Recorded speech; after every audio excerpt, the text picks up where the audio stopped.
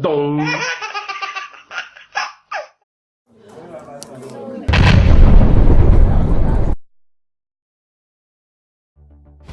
The coding is pretty basic.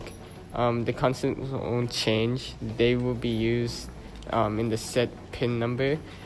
Constant int button pin equals 2, the number of the push button pin, and then constant int LED pin equals 13, the number of the LED pin. The variable will change.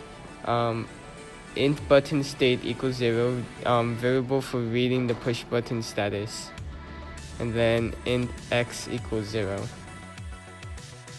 The void setup will initialize the LED pin as an output and initialize the push button as an input. Pin mode LED pin output, and then pin mode button pin input.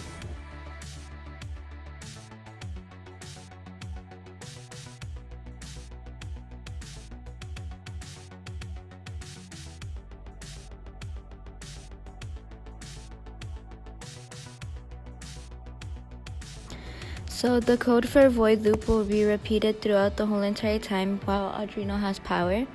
Button state equals digital read button pin will read the state of the push button value, and this is if it's pressed or not.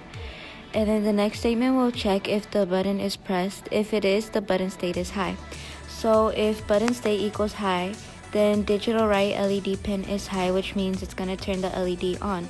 The next part says else digital write LED pin low. So if the button is not pressed, then it's low and it's going to turn off the LED light.